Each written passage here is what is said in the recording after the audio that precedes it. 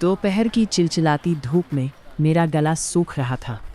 हाथ में वो पते वाली पर्ची थी जिसे देख देख कर मैं हर आने जाने वाले ऑटो वाले से किराया कम करने की कोशिश कर रही थी।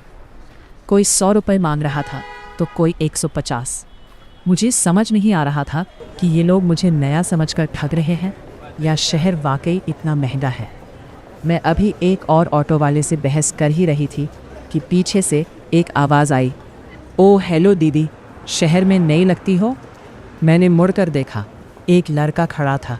उम्र में मुझसे छोटा ही रहा होगा, पर उसके बोलने का अंदाज़ बहुत तजुर्बेकार था।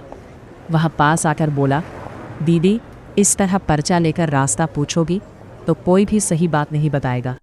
यहाँ मंजिल तक पहुँचने के लिए थोड़ा सख्त होना पड़ता है। उसने बिना पूछे मेरे हाथ से पर्ची ली, एक ऑटो रुकवाया और ड्राइवर से कहा, उस्ताद, दीदी को इस पते पर छोड़ दे।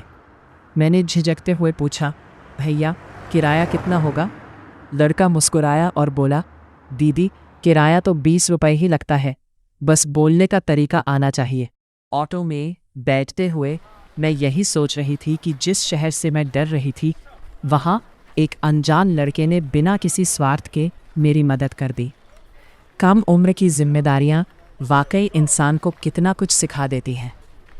कुछ ही देर में ऑटो वाले ने मुझे पते पर उतार दिया। मैंने अपनी दाईं तरफ देखा तो वहाँ एक बड़ी सी इमारत खड़ी थी। जैसे ही मैंने अंदर जाने के लिए कदम बढ़ाया, पीछे से एक आवाज़ आई, अरे अपराजिता, यहाँ क्या कर रही है? सामने सुधा खड़ी थी। अपनी बचपन की सहेली को इस अनजान शहर में देखकर मेरा मन भर आया। मैं उसे गले लगाने के लिए आगे बढ़ी, पर मुझे महसूस हुआ कि सुधा थोड़ी असहज थी। उसने मुझे उस तरह गले नहीं लगाया जैसा गांव में लगाती थी। सुधा ने घड़ी देखते हुए बड़ी बेरुखी से कहा, सुन अप्पू, मेरे पास ज़्यादा टाइम नहीं है। देख, मेरी दाईं तरफ जो बिल्डिंग दिख रही है, ये पहले गर्ल्स हॉस्टल था पर अब बंद हो गया है। इसके फर्स्ट फ्लोर पर एक टेंट हाउस का गोदाम है और वहाँ कुल 33 कमरे हैं। और भी कई लोग रहते हैं इधर। तू जाकर कोई एक खाली कमरा चुन ले। मैं सन्न रह गई। पर सुधा, तूने तो कहा था कि मैं तेरे साथ रहूंगी। मैं इस अकेली बिल्डिंग में कैसे? सुधा ने मेरी बात बीच में ही काट दी। देख, तू यहाँ मुफ्त में जब तक चाहे रह सकती है, बस अपने काम से मतलब रखना। और एक बात याद रखना, तू दूसरी या तीसरी मंजिल पर नहीं जा सकती। मेरी आंखों में आंसू आ गए। सुधा, मैं यहाँ नई हूँ, तेरे अलावा मेरा कोई नहीं है। प्लीज़ मुझे अपने साथ रहने दे।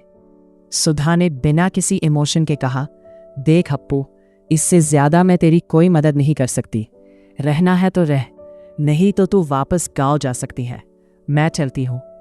कल तक जो मेरी सबसे पक्की सहेली थी, आज उसकी बातें मुझे पराया महसूस करा रही थी।